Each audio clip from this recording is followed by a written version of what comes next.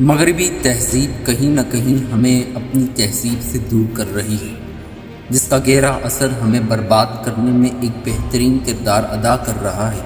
نوجوان نسل جو کسی قوم کو کامیاب و کامران بنانے کی طاقت رکھتی ہیں، لیکن اگر اسی قوم کے نوجوانوں میں ان کی اپنی تہذیب و ثقافت کے بجائے انہیں گمراہ کر کے کوئی اور تہذیب ڈال دی جائے تو ایک قوم اور ایک آزاد ملک کو تباہ ہونے میں دیر نہیں لگے۔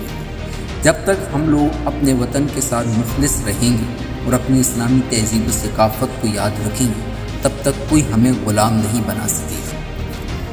ہم نے اپنے ملک کو آزاد کرایا ہے، جو کبھی ہندوستان تھا جس میں بہت سے مسلمان پر ظلم ہوتا ہے اور ان کو ان کے کاروبار سے بے دخل کر دیا جاتا ہے۔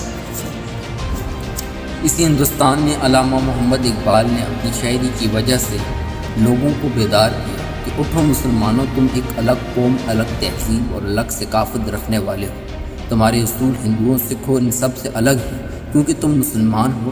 وہ پوجا پاٹ کرنے والوں میں سے ہیں اور تم رب کی عبادت کرنے والوں میں سے۔ قائد اعظم محمد علی جناح نے پاکستان کو آزاد کرایا۔ اب بات آتی ہے کہ ہم تو آزاد ہو گئے، اپنی مرضی سے جہاں چاہیں وہاں جا سکتے ہیں، لیکن ہمارے دماغ آزاد ہوئے ہیں؟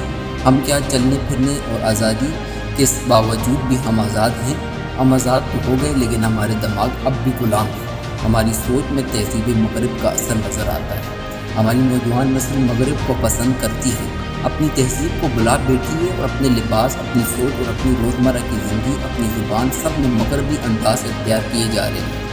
تو ہم پھر کہاں یہ کہہ سکتے ہیں کہ ہم مکمل طور پر آزاد ہیں؟ اگر ہم غور و فکر کریں تو ہمیں ہر کونے میں مغربی تہذیب نظر آتی ہے۔ بدقسمتی تو یہ ہے کہ اس ملک جس کے نام پاکستان ہے، اس کا مطلب لا الہ الا اللہ ہے، پہلا کلمہ ہے، اسی ملک کے نوجوان اپنی تحریک، اپنی تہذیب کو بھلا کر مغربی تہذیب کو اپنی زندگی میں لانا نہایت پسند کرتے ہیں۔ اگر اسی طرح رہا تو ہم دماغی طور پر غلام ہیں۔ مغربی تہذیب کو فروغ دینے والی ایسی چیزیں جو ان کو ترقی دیتی ہیں، اور کون ان کو ترقی کا سبب بنتا ہے دینے کا؟ ہم لوگ اپنا لباس کو پہننا پسند نہیں کرتے۔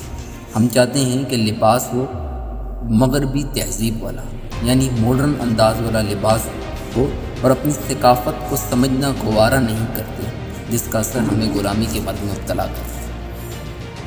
اگر یہی حال رہا تو ہم آزاد نہیں ہیں، ہم غلام ہیں۔